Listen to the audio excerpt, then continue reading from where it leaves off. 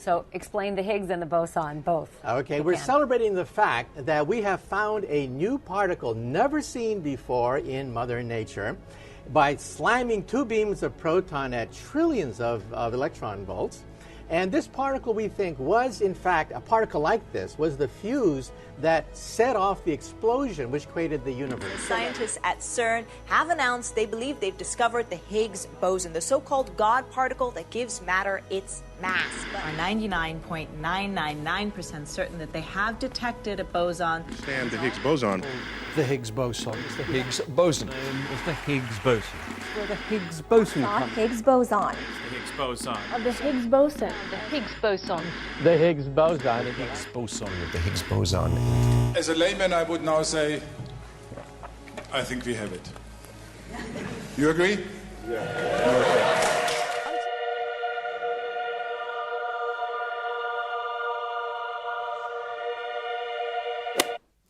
Greetings, my beloved lovers of the scientific extremism. Welcome to the brand YouTube channel where we dive deep into the wild frontiers of fundamental physics.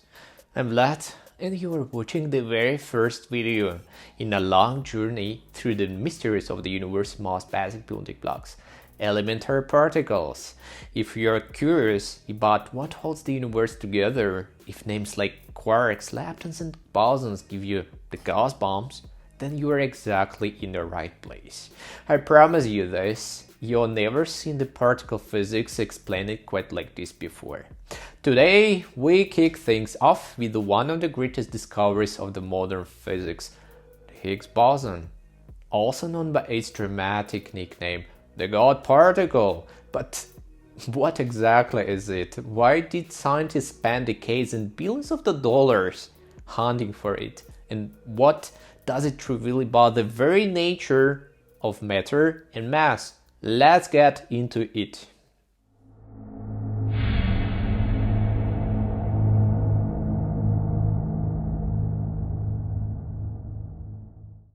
The story of the Higgs boson starts back in the early 1960s when the physicists were wrestling with the big mystery: how do fundamental particles actually get a mass? Several minds like Peter Higgs, Francois Englert, and Robert Brood were all of them working independently on the same puzzle. They bred through a bold theoretical idea known as the Higgs mechanism. It explained how the particles can get a mass without breaking the underlying symmetry, called the gauge invariance. That's essential to the standard model of the particle physics. Did you know that one of the biggest breakthroughs in particle physics started in 1962? That year, two physicists from Belgium, Robert Brood and Francois Englert, published a groundbreaking paper on something called the spontaneous symmetry breaking. Sounds complex, right? But here's the big idea. It's a process that explains how the particles in the universe get their mass. Without it, the universe as we know it simply wouldn't exist. In 1964, a physicist from the UK named Peter Higgs published a groundbreaking paper. He proposed the existence of something called the Higgs field, an invisible energy field that fills the universe, and with it comes a special particle, the Higgs boson. Together, they are the key to explaining why the particles have the mass. The Higgs mechanism was later incorporated into the standard model of particle physics, which describes how the particles interact with the Higgs field to acquire the mass. In the same year that Peter Higgs and others proposed the idea of mass-given field, physicists Tom Keeble, George Hoot, and Martin Waldman took it further. They developed a deeper mathematical framework behind the Higgs field, laying the groundwork for how it fits into the quantum field theory. The combined work of Higgs, Broad, and Englert was not just a clever idea. It became a cornerstone of what we now call the standard model of particle physics. But here is a big question. What actually is a Higgs boson according to Peter Higgs and canonic fundamental physics? Every so-called elementary particle, like an electron, a photon, or quark, is not a little dot flying through the space. It's actually just a tiny ripple or local excitation in an underlying quantum field. A ripple in the electromagnetic field, that's what we call a photon. A ripple in the electron field, that gives an electron. And a ripple in the quark field? Yes, you guessed it, a quark. In fact, every kind of matter has its own quantum field spread across the universe. But here's a twist. An excitation of the electron field alone wouldn't be what we consider a real electron. It would be actually the massless. What gives it mass is its interaction with another field, the Higgs field. When the electron field and the Higgs field overlap locally, they interact, and that interaction is what gives the electron its well-known mass of 0.511 megaelectronvolts. So the electron we observe is really a combined effect of the electron field and the Higgs field working together. Now compare that with the photon. The electromagnetic field doesn't interact with the Higgs field, and that's why the photon has no mass. So what's a Higgs boson then? It's just a local excitation or a ripple in the Higgs field itself. These ideas are a part of the quantum field theory framework, and while the quantum field theory is incredibly powerful, there are still lots of deep questions physicists don't often talk about in the mainstream discussions. How exactly do fields interact at the fundamental level? In general, there are many questions regarding to quantum field theory, and mostly are just ignored by the canonic fundamental physics. But we'll be exploring those topics and more controversial and overlooked questions in the upcoming videos on this channel. Between 2010 and 2012, a series of groundbreaking experiments took place in the Large Hadron Collider, where clusters of protons were smashed together at incredibly high energies. In 2010 and 2011, the collisions reached 7 teraelectronvolts, and in 2012 they ramped up to 8 teraelectronvolts. After analyzing the data, the scientists noticed something exciting. Both of the main experiments, ATLAS and CMS, observed an unusual bump in the data around 125 gigaelectronvolts.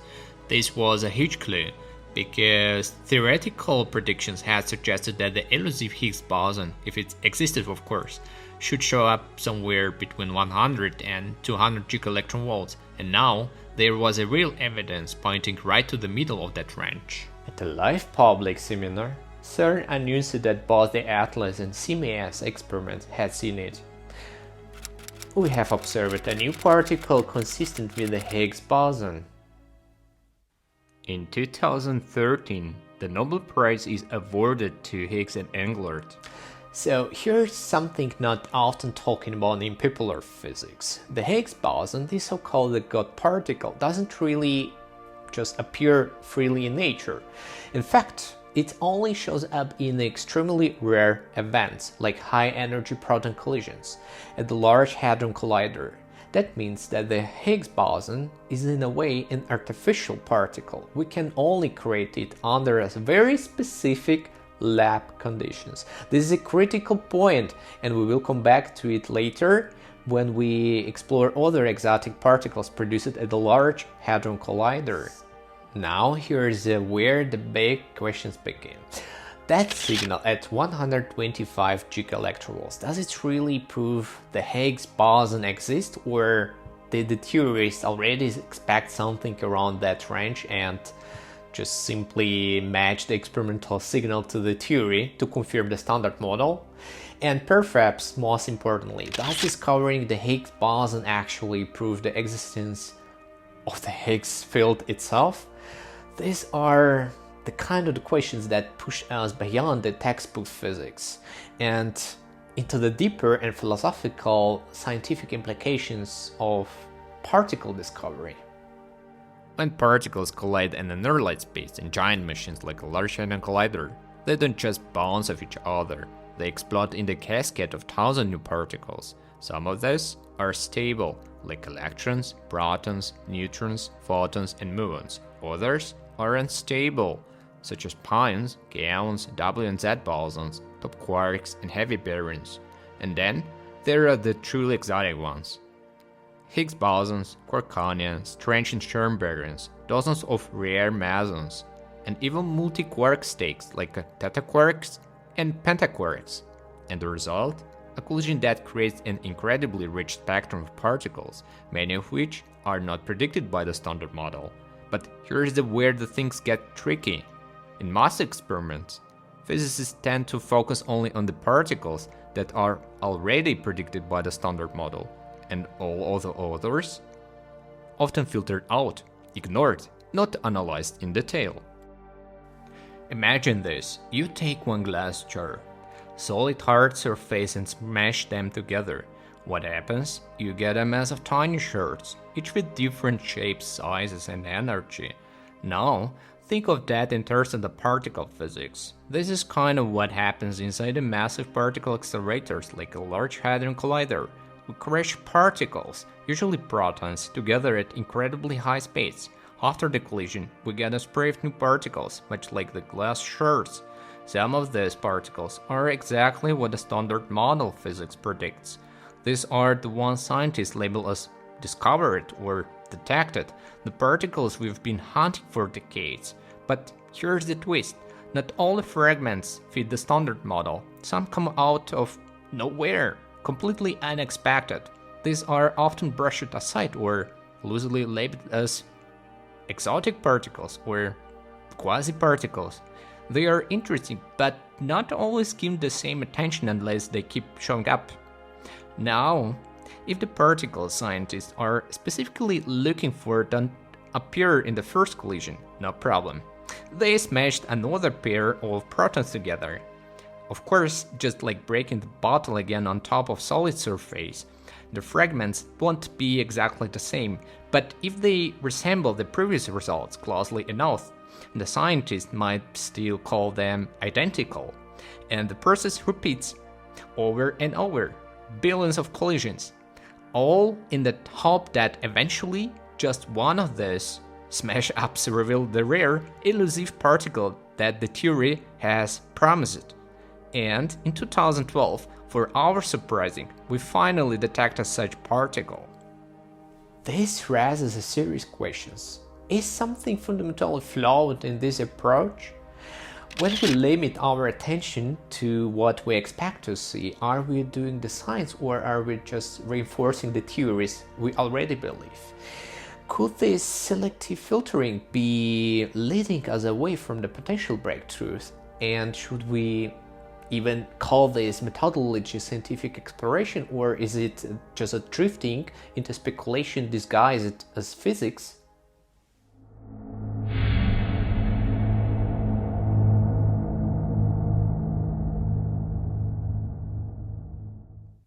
What happens when experimental physicists detect particles that are not predicted by our current theories in fundamental physics?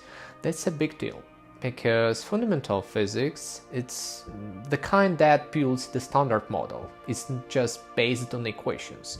It's built on a scientific paradigm, a framework that defines how we understand the universe. By other words, how we interpret our experimental result. But what if the paradigm is wrong? Are we witnessing a crisis in physics? Let's dive in. So first, how are these particles even detected? Well, here's the thing. We don't detect actual particles directly. Instead, it's all indirect process. Think of it like trying to figure out who walked through a room just by looking at their footprints. In particle physics, detectors like bubble chambers, scintillation detectors, time-of-flight systems, Cherenkov detectors, colorimeters, neutrino detectors, silicon trackers, muon detectors, and even magnetic field-based trackers, they don't see the particles themselves. Instead, they capture the signal those particles leave behind. Things like flashes, ionization trails, energy deposits, or deflections in the magnetic field. Physicists then reconstruct what kind of particles caused these signals, how fast it was going, right? And where it came from. So it's not like snapping a photo of a particle, it's more like forensic science at a near light speed. These detections work on a simple but powerful idea. When tiny elementary particles pass through certain materials, they leave behind traces. These traces might be flashes of light, tiny chemical changes, or even physical disturbances. We don't see the particles themselves, but we can detect evidence they leave behind. By analyzing the direction, length, and shape of these traces, we can figure out what kind of the particles it was, where it came from, and how fast it was going. It's like piecing together a subatomic crime scene on track at a time. Imagine you're looking up at the sky and you see those long white trails left behind by the airplane. Those are condensation trails or contrails. Now, picture this. You can see the airplane itself, only the trail it leaves behind. Now, let's say you try to figure out what the object left that trail using a mathematical tool. And guess what? Your math says it wasn't an airplane, it was an asteroid, or even Peter Higgs himself flying through the sky. But here's the catch. You know for the fact it's just a regular airplane. What does that tell us? It means your mathematical model is wrong. It may be sophisticated, it may be impressive equation, but if it doesn't match reality, it fails. This is a powerful reminder. In science, a model isn't only as good as how well it describes the real world, not how the complex or beautiful the math looks, right? It's pretty clear that the way we search for elementary particles is flawed. Think about it, when the scientists get a massive amount of data, they often pick out only the signals that fit their existing theories. But what happens to all the signals that don't match the standard model? They are just labeled as quasi-particles and push it aside. Really? This approach clashes with the classic method, and we'll dive deep into what is scientific methodology in upcoming videos. If the methodology we are using is wrong, then the fundamental physics is actually facing a major crisis. Could that really be true? Stay tuned because we are about to unpack it all. The numbers of scientists exploded in the 20th century. In physics alone, the global scientific community grew by nearly 100 times over the past century. You would think that with such massive growth, the scientific breakthroughs would be happening faster than ever, right? But surprisingly, they are not. Despite more people working in the science, progress in physics has been remarkably stagnant for nearly 70 years. One big reason for that? The overwhelming number of the new hypotheses, most of which turn out to be wrong. The flood of the unverified ideas can be actually slow down the meaningful discovery. On the screen, you will see two important graphs. On the left side, we have the flow of the ideas index, which tracks how the scientific ideas spread across the different fields and regions over the time. On the right side, there is a research productivity index, showing how effectively new scientific work is being produced and recognized. Both indices are adjusted for the time biases, so they account for how likely an idea or paper is to be noticed in any given year. What's striking is that both indices are declining. The flow of ideas around the 1970s and research productivity as early as the 1950s. This decline continues up to 1988, which marks the end of the dataset used, but other research suggests that the downward trend still continues today. Now let's back in the time. From 1750 to early 1950s, the flow of ideas shows a clear upward trend. The research productivity index is more bumpy, but two big peaks stand out. One around 1780 and another one around 1820, both lining up with the first industrial revolution. Then from 1850 to 1910, there is a steady climb, marking the technological revolution. That's followed by the sharp spike, peaking in the late 1960s to early 70s during the post-war electronic boom, the real explosion in both indices. began around the end of the 19th century, likely fueled by the burst of quantum mechanics, a theory that opened a whole new way of exploring the submicroscopic world. Particularly, this table provides a summary of the chronological development of quantum mechanics during this period. While some areas of science are still pushing boundaries, the drop in the flow-ADS index and the resource productivity index shows a worrying trend. The physics is in crisis, and that's not just a problem for scientists, because when physics slows down, technological innovation often slows with it. If this continues, it could seriously impact the future of everything from computing to energy to space exploration. It might sound extreme, but many experts believe that fundamental physics is facing a serious scientific crisis, one that risks making it irrelevant to society and disconnected from the spirit of real discovery. Basically, there are 5 warning signals that point to this crisis. Let's break them down. So the first one is a stagnation. Basically, since the 1960s, we are seeing few major breakthroughs in fundamental physics. Despite billions of dollars in funding, no new theories has been experimentally confirmed for decades. Research has become more about the tuning, about the fine-tuning, it's better to say, models than making bold, testable predictions. And that's raising questions. Are we just stuck? So the second one is a dissonance in the scientific community. In the 1990s, the string theory rose to dominate the theoretical physics, but it didn't unify the field.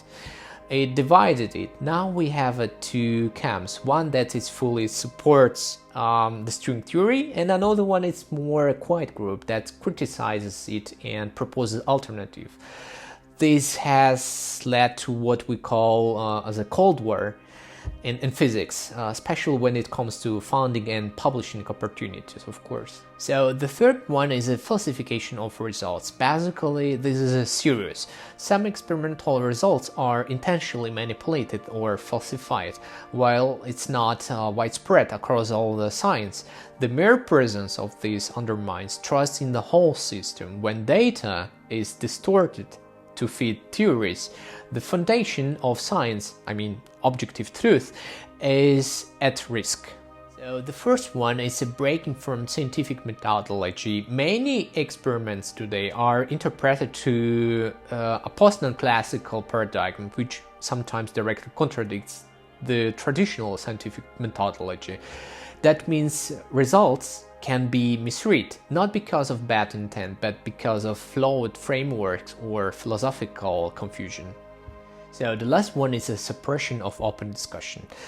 Basically, perhaps the most troubling open discourse is being stifled. Critics of dominant theories like a string theory often report being marginalized, having papers rejected, or even risking their careers by speaking out. And when experimental results don't align with mainstream models, then they are often ignored, even if they are published. This creates what some describe as a scientific dictatorship that filters what ideas are allowed to survive.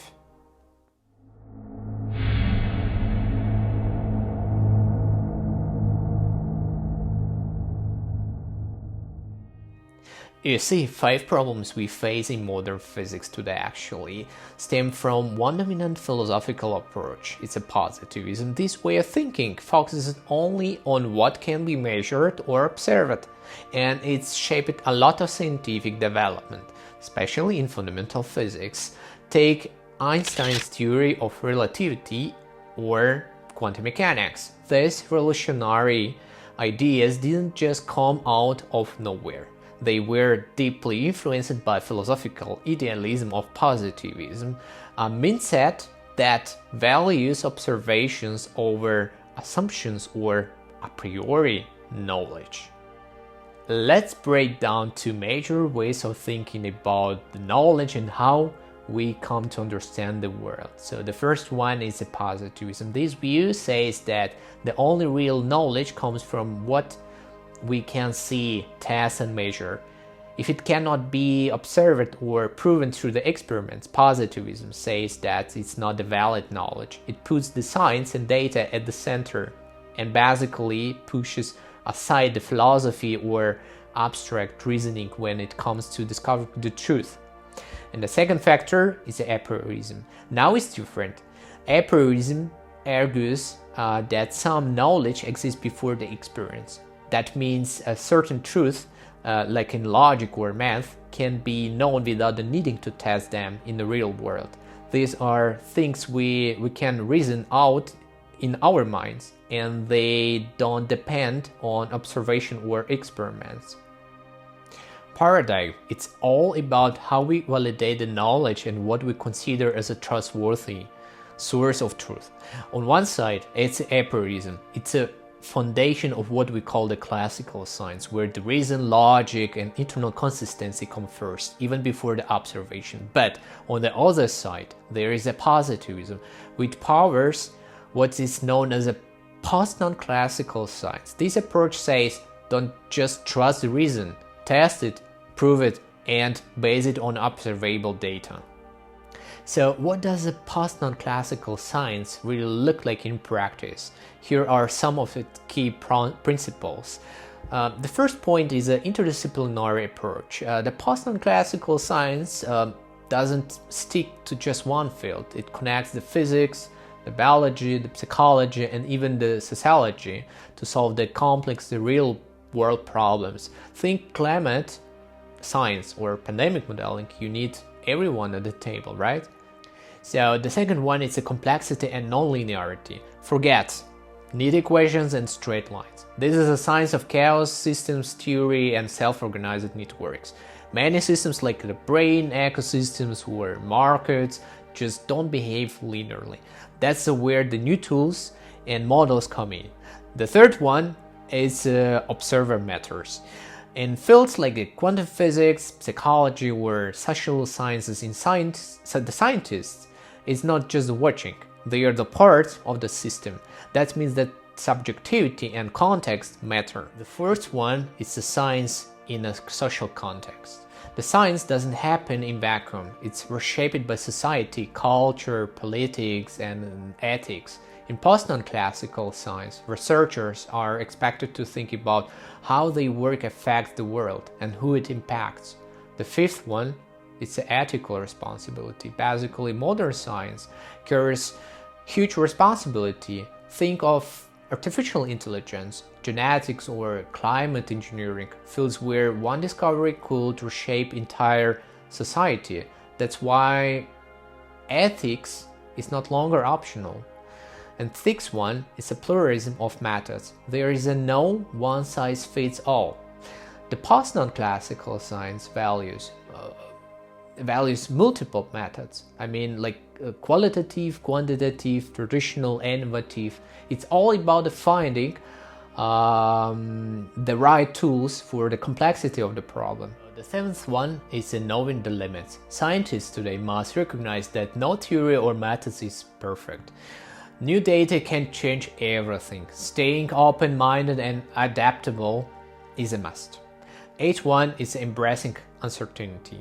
Unlike classical science that aimed for deterministic laws, post-non-classical science accepts that uncertainty is real. Some things are fundamentally probabilistic, ontologically probabilistic, not just unknown. The ninth is thinking globally. From climate change to pandemics, today's problem don't stop at borders. Science now needs a global perspective, collaboration across nations, cultures, and disciplines is a key, right? The shift from classical to post-non-classical science is not just academic, it's transforming how we ask questions, how we define the truth, and how we relate the science to society. Did you know that Einstein was not just a physics genius, but also deeply into philosophy? Albert Einstein was heavily influenced by the positivism, a way of thinking that values observation, experimentation, and hard evidence. This came apart from his close connection with the big philosophical names like Ernst Mach and Bertrand Russell. Einstein even said multiple times that his approach to science was shaped by David Hume, the famous empiricist who questioned how much we can truly know. Einstein didn't hide his idealistic views. He openly shared them with the scientific world. Einstein didn't believe that we discovered the truth just by collecting data or making observations. For him, the physics was not just about the experiments. It was a logical system shaped by creative intuition. According to the Einstein, a scientific theory is not valid just because it matches our measurements. It has to work logically and consistently, while also helping us understand what we see. But here's a twist. Even when a theory works perfectly, he believed its connection to our experiences could only be grasped through intuition, not pure logic or numbers. As science evolves, Einstein noticed something strange. Our theories get simpler and more elegant in their logic, but they often become further removed from what we can directly observe. That led him to a deep insight. The ultimate truth of nature might lie beyond what humans can fully understand. In the end, Einstein leaned toward a kind of scientific mysticism, believing that while we can get closer to the truth, we might never fully grasp it. Vladimir Lenin criticized Einstein's theory of relativity. Unlike today's general admiration for Einstein, Lenin saw relativity not as a scientific breakthrough, but as a reflection of bourgeois ideology. As a committed materialist and Marxist philosopher, Lenin believed the growing reliance on abstract mathematics and philosophical relativism in physics represented the class interests of the bourgeois elites. He argued that these trends were not just scientific choices, they revealed a disconnect from dialectical materialism, the Marxist lens through which he thought all science should be understood. These days, a lot of thinkers influenced by positivism are leaning in the bold idea that mathematics is not just a tool to describe nature, it comes first. In this view, math is the fundamental reality and nature just simply follows its rules. So instead of saying the universe shapes our equations, this perspective flips it. The laws of nature actually emerge from the deep structure of mathematics itself. When we talk about the objective reality, the nature comes first. It's a foundation. The real world we are trying to understand. Mathematics, on the other hand, is a tool we created to describe it. It didn't invent reality, it helps us to make the sense of it. In this way, the math is a secondary, a powerful human invention for decoding the laws of the nature. Just it. Take this as an example.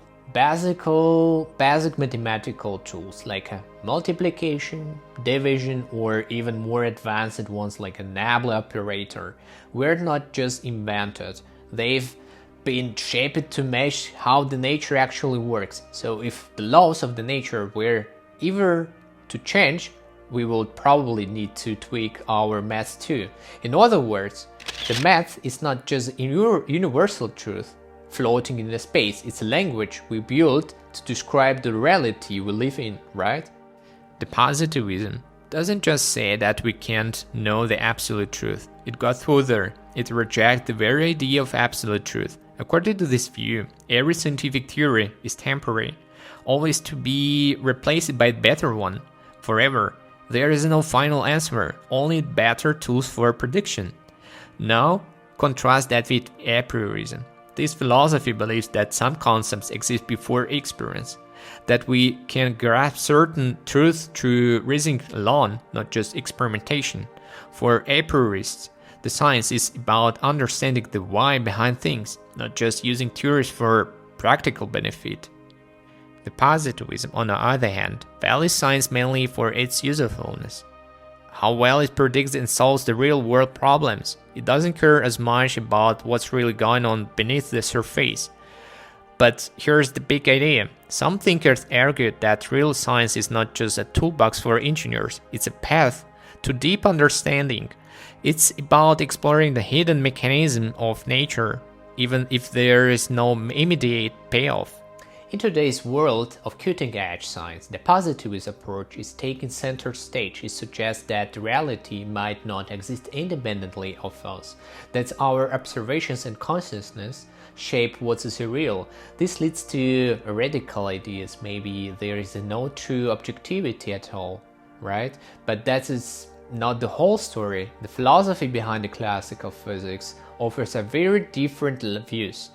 Unlike the modern interpretation of quantum mechanics, which sometimes imply the different laws for micro and macro worlds, the classical physics holds that the same physical laws apply everywhere, from atoms to galaxies. This ties in beautifully with the ideas of Immanuel Kant, that argued that before we can claim to understand anything, we first need to form the concept and then test them through the experiences. It's a two-step process. The first one is a theory, and then experimental validation.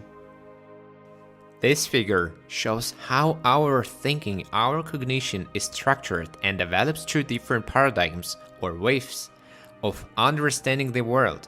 In what's called the Aprioristic framework, these paradigms are stacked in a kind of hierarchy. The first paradigms lays the foundation by giving us a way to interpret a specific body of knowledge, which we will call as a knowledge A. Imagine science as a series of paradigms, each one building on the last. The second paradigm doesn't just replace the first, it actually includes it, while also adding new ideas. Let's call them knowledge B and C. Then comes the third paradigm, which expands even further, combining everything from the first and second, and bringing it all together with knowledge A, B, and C. Now, according to Aprioristic philosophy, this process of expanding understanding is never ending. It's continuous evolution of science. Even positivism, which is a more traditional scientific approach, accepts that knowledge from earlier paradigms carries over into the next. But here is the problem. Positivism doesn't handle the transition between the paradigms very well. And why? Because it sees them as separate, disconnected stages. There is no deep link between them, and that's what makes paradigm shift in the positivism kind of clunky. Both Newtonian mechanics and quantum mechanics don't fit together. Newtonian mechanics works great for describing everything, like planets, cars, or failing apples, but when we zoom into atomic or subatomic level, quantum mechanics takes over and the rules get weird. Here's a twist. Even though they describe totally different scales, both theories are still accepted in modern science. The problem? We can't fully connect them into the one unified picture. That makes it hard to say which one is more fundamental, or whether one is just a special case of another one. So, we live in a strange scientific reality, where two powerful but very different sets of rules are both true, depending on where you're looking. You've probably heard that quantum mechanics is deeper, more fundamental theory of physics, while Newtonian mechanics is just an approximation that works well for big everyday objects. In fact, quantum mechanics uses quantum operators that mirror the concepts we already know from classical physics. It's like Newtonian's laws are baked into quantum theory as a special case that shows up when you zoom out to large scales. But here's a twist. Even though quantum mechanics goes beyond classical physics, it was actually built on top of Newtonian mechanics. So in a way, the quantum theory is not completely independent. It owes its structure to very classical mechanics it eventually replaces. Kind of ironic, right? Quantum mechanics, in its essence, is grounded in the adaptation of its mathematical framework to align with experimental observations, unlike other theories. It's not derived from pre-existing mathematical formulations, but is empirically constructed to match experimental data. In contrast, the special and general theories of relativity were derived from the theoretical principles such as Lorentz transformations rather than being determined through empirical methods. You know, in modern physics, especially the kind driven by the positivistic mindset, there is a big emphasis on the beauty of math. Symmetry, elegance, and neat equations often steal the spotlight. But here's a catch. Some scientists seem more focused on shaping nature to fit their ideal vision of mathematical beauty, rather than just trying to understand the nature as it truly is. It's almost like they believe that if an equation looks beautiful, it must be true, even if there is a little or no experimental evidence to back it up. But nature doesn't care about what we find beautiful, it follows its own laws, messy, complex, and sometimes far from symmetric. This raises a big question. Is this method of guessing a nice looking formula and hoping it describes reality actually useful? Maybe sometimes it works, but most of the time it doesn't really hit the mark. In the early 20th century, classical physics, built on the centuries of logic and observation, was suddenly challenged by a radically different model.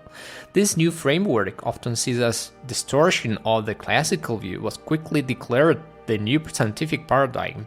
But here is a catch. Many of these newer theories were deeply rooted in positivist philosophy, which tends to focus only on what can be measured, sometimes at the expense of deeper understanding. As a result, some scientific paradigms have been stretched far beyond their useful limits. Take Einstein's theory of relativity, for example. While revolutionary, it's not immune to problems. Over time, it's faced serious theoretical and experimental challenges. Yet, it still held us as untouchable by many in the scientific mainstream. Instead of moving on to a more rational and coherent scientific framework, the current paradigm has been extended, sometimes artificially, by introducing ideas like the expansion of the universe. But these additions don't solve the core problem. In fact, they often create the paradoxes, logical contradictions, and clashes with real experimental data. So what's happening? The theory of relativity, rather than being revelated, is being kept alive by layering it with increasingly complex and abstract concepts. Concepts that frankly often have no clear physical meaning. It's like patching a sinking ship with paper. Quantum mechanics isn't just a mind-bending theory. It's a science behind some of the most groundbreaking tech we use today. We are talking about semiconductors, transistors, lasers, magnetic resonance imaging machines, LEDs, atomic clocks, superconductors, quantum sensors, quantum dots, and so much more. Think about it. History is full of examples where the dominant scientific paradigm drove innovations only to be overturned later. So yeah, a theory might help us build new tools or machines, but that doesn't automatically make it the ultimate truth. The science evolves, and what we believe today might just be tomorrow's outdated ideas. Take the phlogiston theory, for example. It was totally incorrect, but it led to the invention of the air pump and pushed forward vacuum technology. Or look at the geocentric model, the idea that Earth was the center of the universe. That was also wrong, but it inspired the creation of tools like the astrolabe, which revolutionized navigation. Then there is the caloric theory of heat. Scientists believed that the heat was a kind of invisible fluid, but that misconception actually helped spark the development of thermodynamics and the steam engine, which powered the Industrial Revolution. And even vitalism, the belief in a mysterious life force, played a role in advancing medicine and pharmacology. As we talked about earlier, positivism is not really about whether the theory is true. In some deep philosophical sense, it's more about whether the theory actually works and leads to useful results. And one of the biggest examples of that is a technology. In particle physics today, it feels like the go-to strategy is to keep inventing new hypothetical particles to explain what we don't yet understand. We are talking about things like WIMPs, weakly interacting massive particles, axions, sterile neutrinos, subjugal dark matter, and even ideas like dark matter annihilation or a possible fifth fundamental force. But it doesn't stop there. Some theories require a 10-dimensional space, such as replacing traditional mathematical probability with something called ontological probability, and even raise questions about whether energy and mass are always conserved. Then there are anomalies that just will not go away, like the strange magnetic moments of the electron, proton, and neutron, or the unexpected way certain particles decay. When certain particles or effects are not found in experiments, physicists often adjust their theories and make new predictions. Now, this might sound like they are moving the goalposts, and in a way it challenged the traditional idea of scientific method. After all, modern physics is rooted in positivism, the idea that science should be based on what can be observed and measured. So, when theories survive despite missing evidence, it raises a fascinating question: are we stretching science beyond its own rules? Discovering supersymmetric particles at the particle collider will be a huge breakthrough, possibly one of the biggest wins for modern physics. Supersymmetry could help us understand the dark matter, unify forces, and solve deep problems in quantum mechanics and quantum field theory. But here's a catch. Despite years of experiments and mountains of data from collider, like Large Hadron Collider, there is no sign of supersymmetric particles. This lack of evidence doesn't just challenge the theory itself, it raises much bigger questions. Are our current models of physics, like quantum field theory, missing something fundamental? And more broadly, what do we consider to be good science if our most elegant theories keep failing the experimental test? As particle physics experiments collect more and more data, the theories we use to explain it all keep getting more complicated, sometimes involving equations with really high-degree polynomials. But here's a catch. The more complex these models get, the more room there is for new ideas and alternative theories. And a lot of the time, those new hypotheses sound exciting, but they still have not been confirmed by actual experiments. Instead of going back and questioning the foundations of theories like the standard model, physicists often choose to make things even more complex, adding layers of mathematical tweaks and abstract extensions to feed the data. The biggest concern with this kind of approach is that the more modifications you add, the more they start to clash with each other. Instead of simplifying things, it actually makes the theory more complicated and sometimes even contradictory. This process has been ongoing for approximately the last 50 years, resulting in what some perceive as a crisis in contemporary physics and a lack of the coherent understanding of reality. In contrast, the optimal scientific model should strike a balance between the simplicity and the accuracy of the predictions. Some scientists believe that if you break a complex system down into its smaller parts, like when a neutron decays into a proton, an electron, and antineutrino, you should in theory be able to reverse the process and put it back together again. And this idea goes even further. Some extend it to incredibly complex systems, like the human brain. The thinking is, if you could break the brain down into every individual piece, you could rebuild it and even restore the consciousness. But here's a catch. There is no experimental evidence that supports this idea. In reality, once you break down a complex physical or biological system, putting it back together and recreating its original function or identity is not something we have ever observed. Physics just doesn't guarantee that kind of reversibility, especially at the level of complexity we are talking about. Experiments at the Large Hadron Collider have revealed something fascinating. Elementary particles like electrons, quarks, and others can actually transform into one another under the right conditions.